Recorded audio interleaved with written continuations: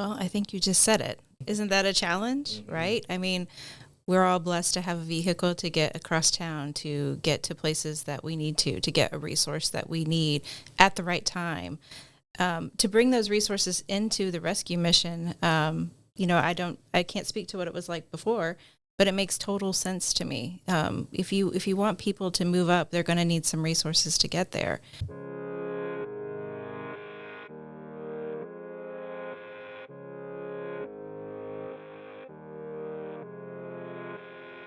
Thank you for tuning into the Rescue Mission podcast. This is your host, Jay. Today with me, I've got Blake, as Matt is still outside of the country.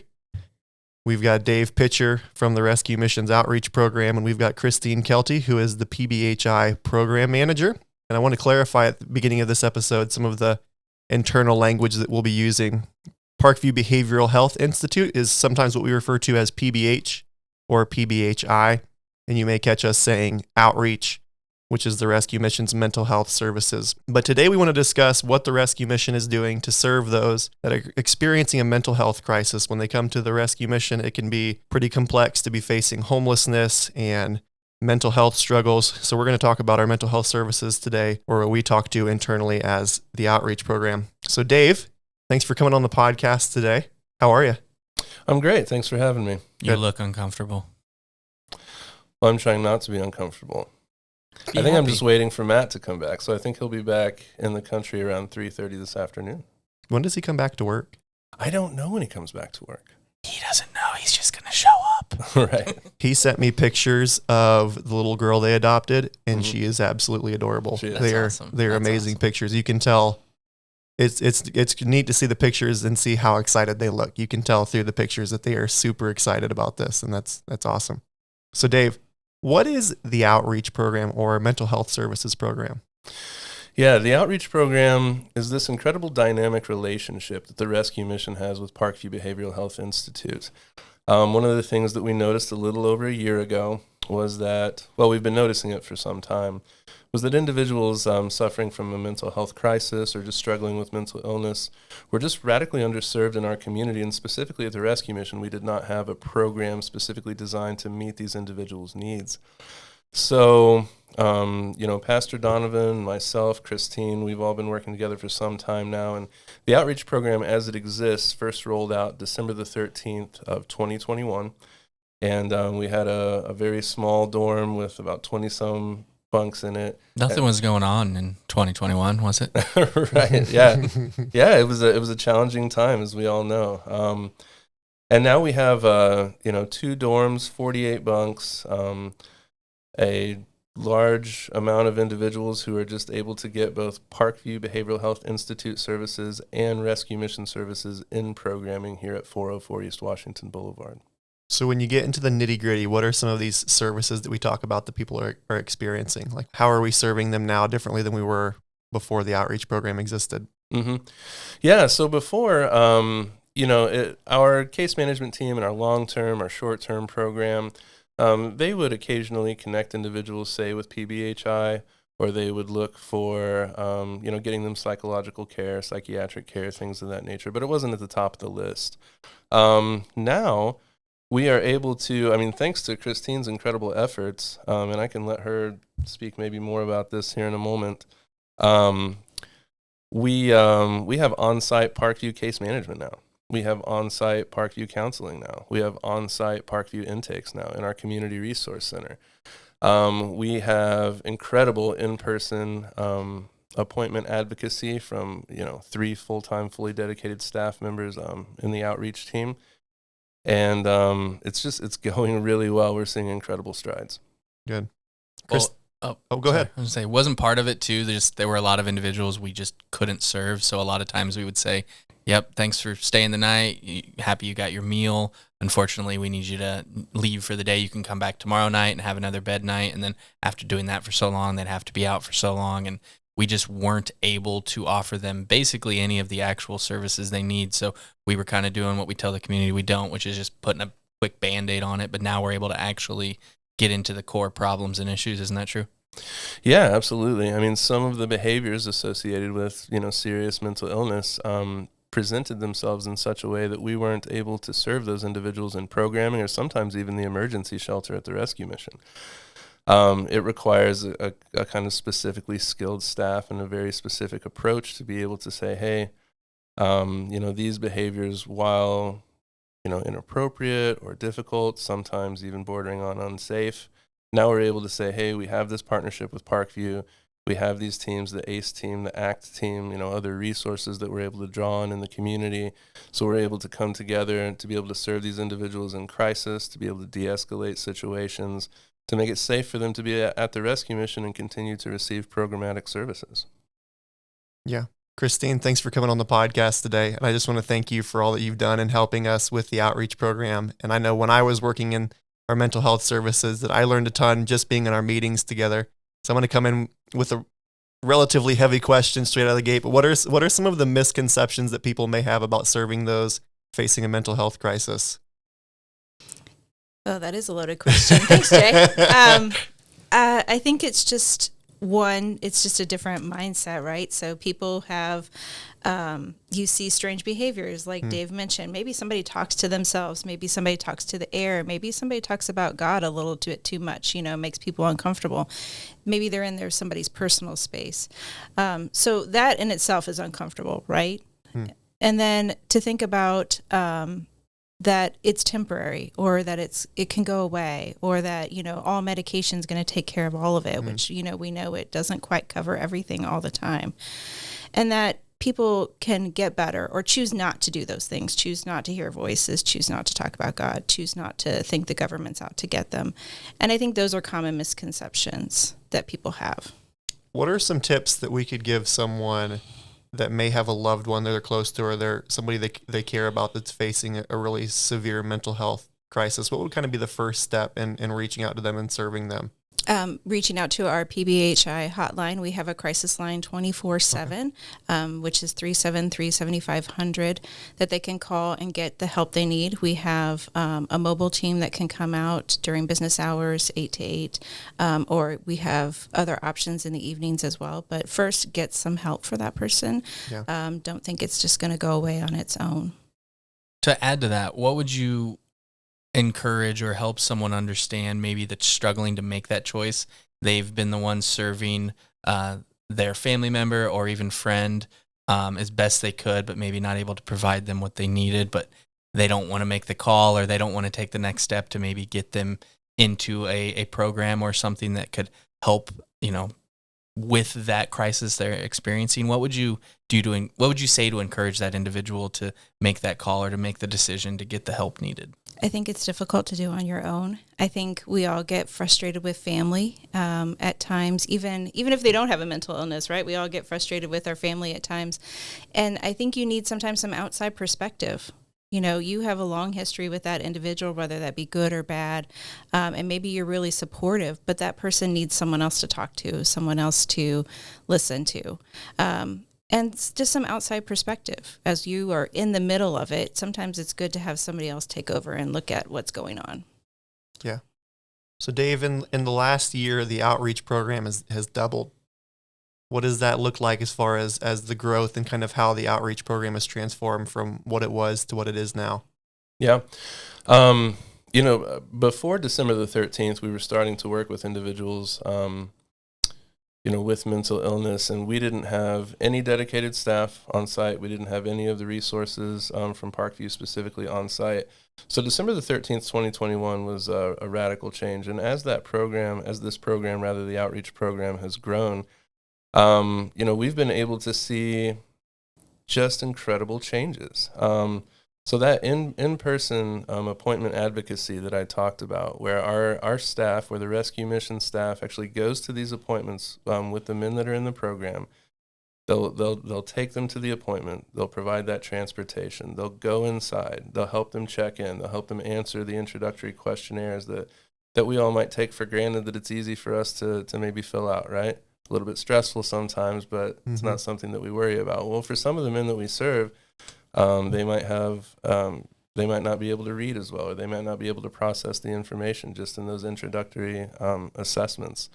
So our team's able to help them with that. And then we make sure that we have the appropriate release of informations in place, but then we're actually able to go into the appointment with these men to be an advocate on site in these appointments.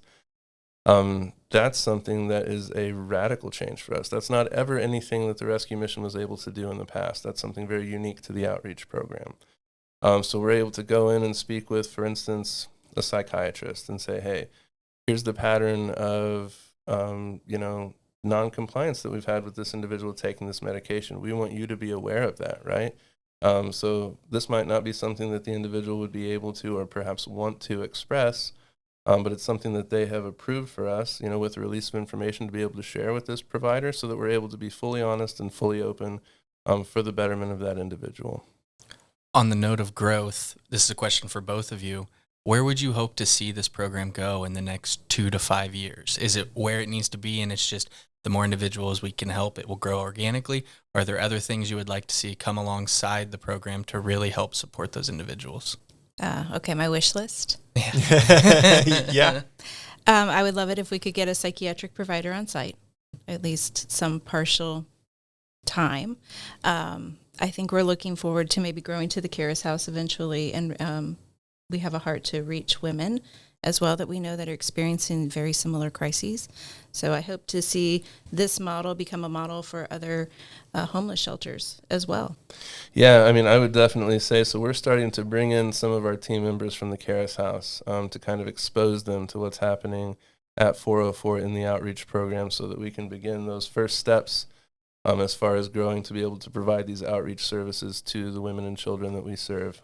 So that's going to be really exciting. I think having on-site psychiatric care, is something that would be revolutionary for us, especially as, appointment times and things like that stretch out 3, 4, 5, 6 months sometimes. That can be really difficult and challenging. So having that on site would be incredible. We've seen really exciting things in our community resource center here at the Rescue Mission, whereas we're able to have, Fort Wayne Housing and Urban Development on site. We're able to have Lutheran Social Services on site. We're able to have Catholic Charities on site, Empower Works. All of these different organizations are able to come, lower barriers, lower hurdles for individuals to receive those services and connect with those resources. So just being able to see some of that grow as well would be something. Yeah. I want to rewind a little bit to where you were talking about advocating for those that we serve.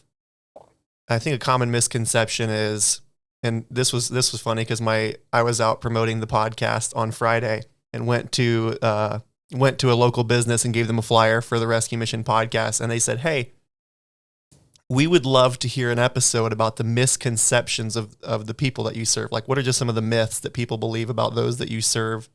And one of the common ones is, well, why can't you just, pull yourself up by the bootstraps and get it together and stop behaving this way? Get a job. Yeah, why can't you just get a job? But why is it so important that the guys in the outreach program or mental health services have someone to advocate for them? Why is that so important? Right, yeah. Because it's very difficult to articulate our own situations, especially when we have, unmedicated mental illness. And one thing that the audience probably doesn't realize, Jay, is that you were the outreach coordinator for over a year, I think. You've been in a lot of those appointments firsthand. So could you talk to us maybe a little bit about what that looked like and just some of the victories that you saw, some of the difficulties and challenges? Yeah. As far as advocating, something I remember hearing a parent a couple years ago, and they said it as if they were shocked to hear it. They said, "My child just, for whatever reason, just lights up when I encourage him." They said it just makes the biggest difference in his life when we encourage him. And I thought, well, I think that's true of every person.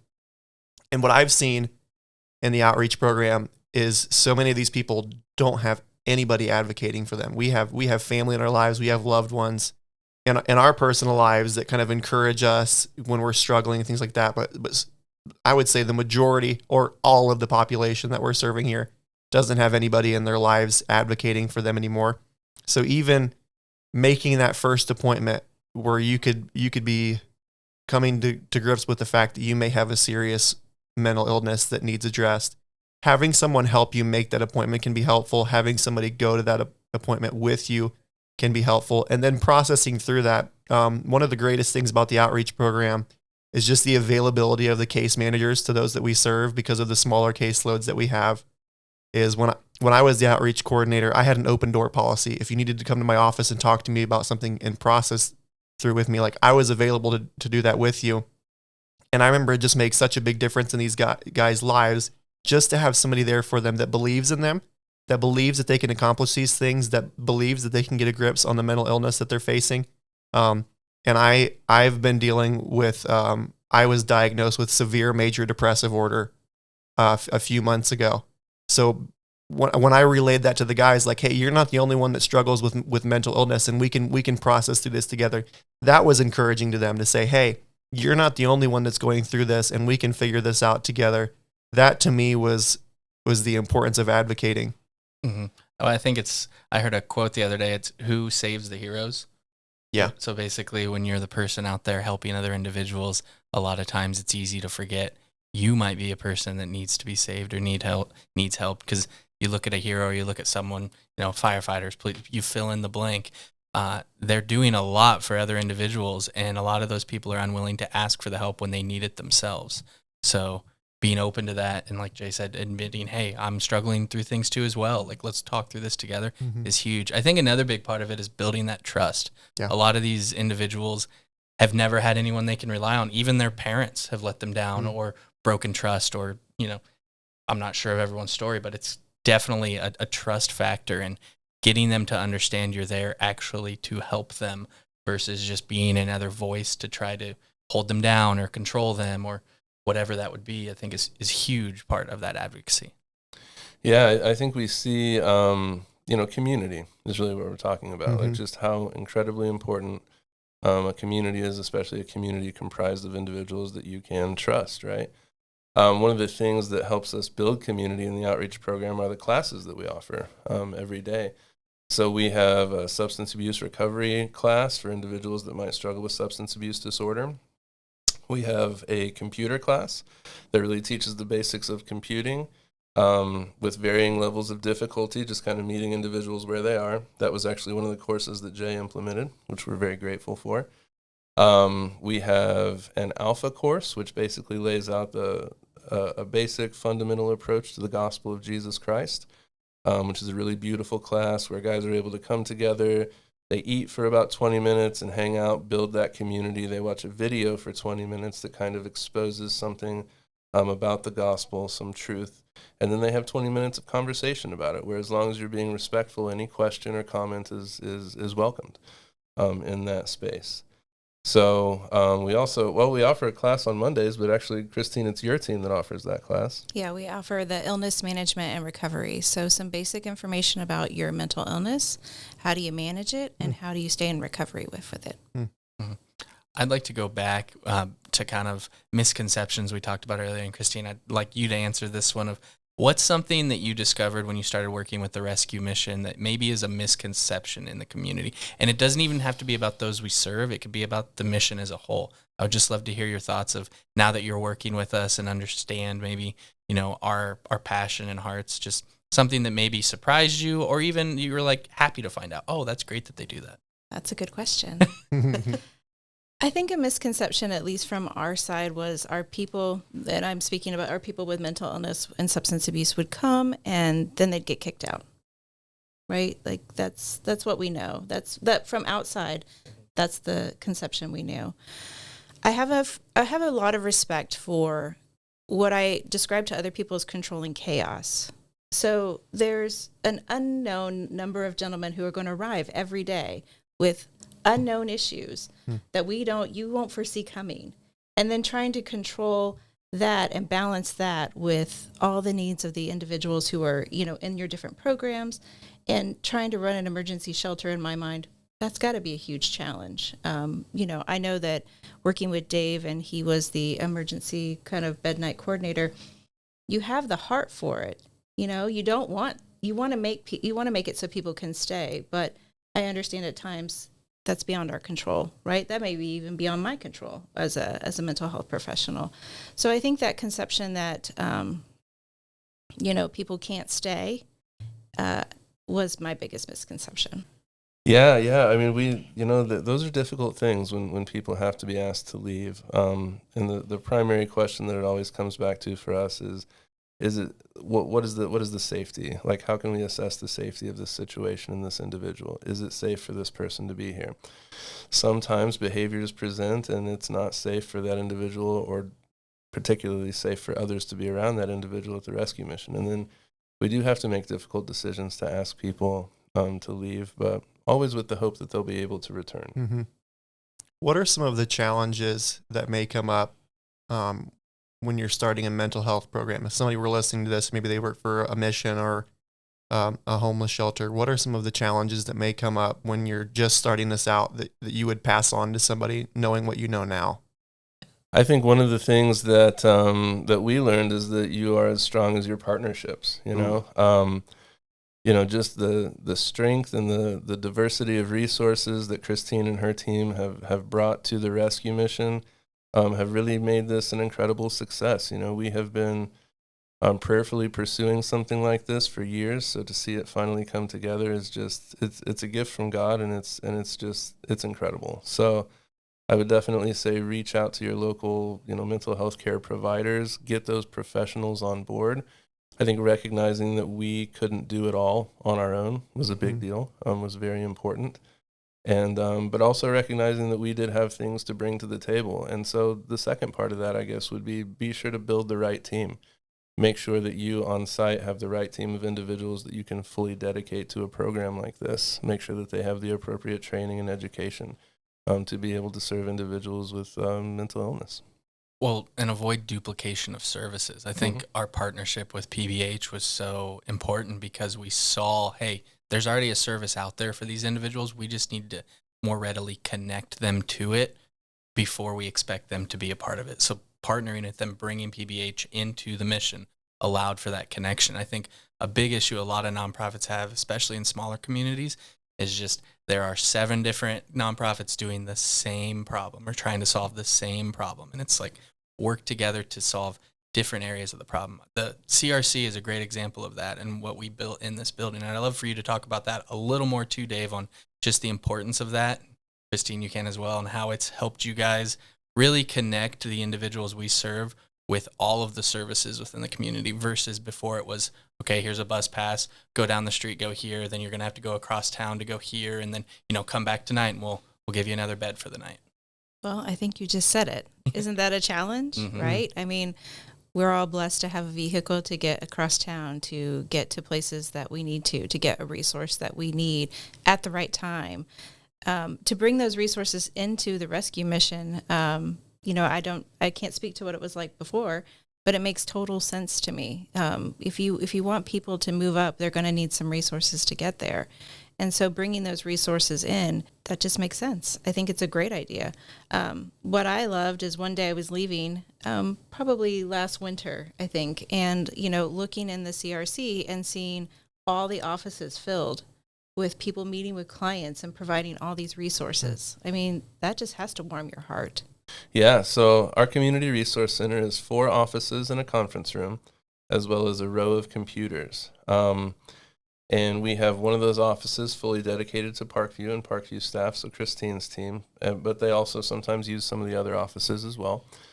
So having that space to where we don't have to say, hey, in 4 months, 3/4 of the way across town, at 7:30 in the morning, you need to be at this particular appointment to be able to receive this service. We don't have to do that anymore. We can say, hey, on Wednesday, at 11 o'clock, I'm going to come get you. I'm going to walk you down here, and we're going to be in office 3. Yeah. And this is where you're going to meet with your case manager from Parkview. That's a dramatic change. Yeah. Like, that's a dramatic change. I also will add that on the PBH side, it helps us with showing up rates. So before, of course, we would try to serve your population, but we can't call them. We can't find them. We couldn't come here, without the proper releases and ask for them. So that's a big change. And then they would no-show appointments, right? So then we would spend time, tracking down people that we don't have to spend time doing anymore. They will show up and then they don't go to the ED as much and they don't go get hospitalized as much. It's just an all-around better wraparound for everyone. Wraparound services. That's what I love to hear. Yep. one of my favorite things about working in the outreach program. So I started in the outreach program probably about a year and a half after I started working at the rescue mission.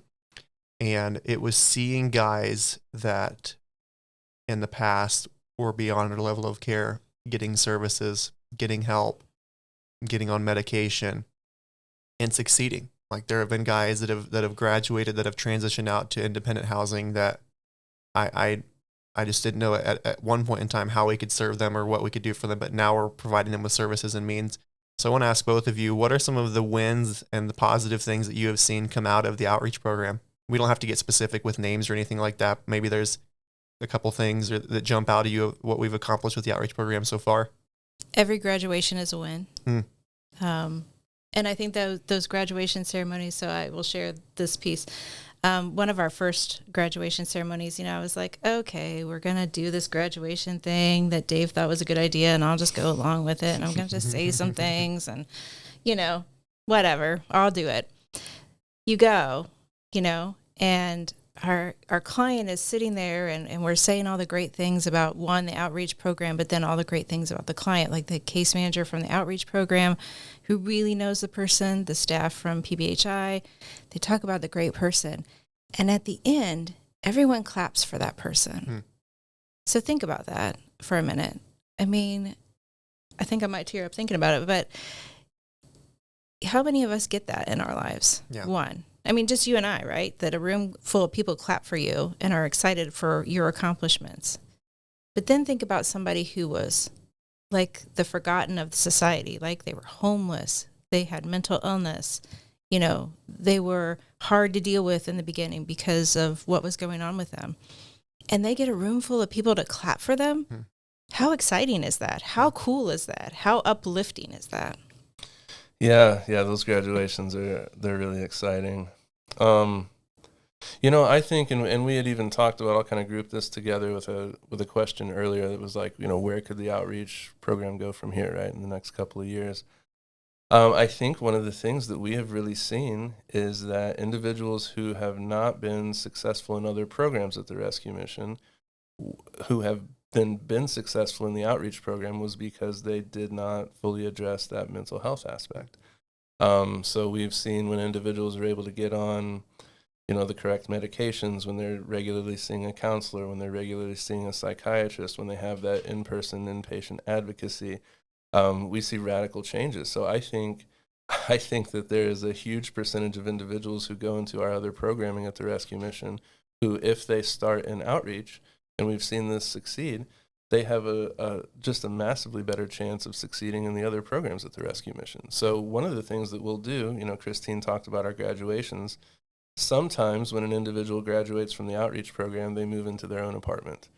Sometimes when an individual graduates from the outreach program, they move into the long-term program at the rescue mission, or they move into the short-term program at the rescue mission, because they weren't quite able to keep up with the schedule or the structure of those programs when they first came to the rescue mission.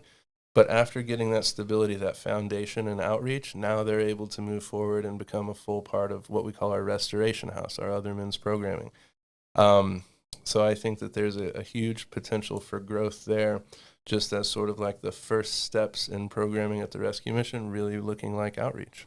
I would also add that what we haven't talked about is like the real-time collaboration that we have. So we haven't talked about it, but we have a huddle that we meet 5 days a week, and you get that real-time problem solving, right? This person's not doing well the past 2 days. This person didn't have a good weekend.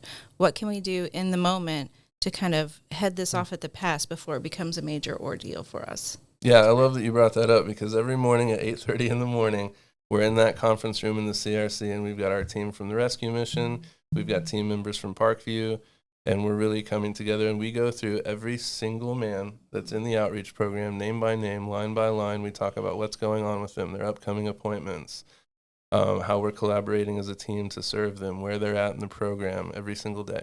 Yeah. So the future is bright for the outreach program, especially for the rescue mission, and we're grateful for you, Christine, and for the partnership of Parkview Behavioral Health, Dave, for leading the outreach program. Would love to end would love to end this podcast by saying that if somebody's listening and they have any questions that they would like to ask you, maybe in the future we could get you guys on again and maybe answer some questions. that people may have about specifically this program and how the rescue mission is serving this population. But I want to thank you guys both for coming on the podcast, for joining us, and for all that you're doing. Thanks again. If you enjoyed this episode of the Rescue Mission Podcast, we ask you to consider leaving a review, subscribing, following whatever platform you're on. We'd love to have you keep up with us and what's going on with the Rescue Mission Podcast. Thanks for listening.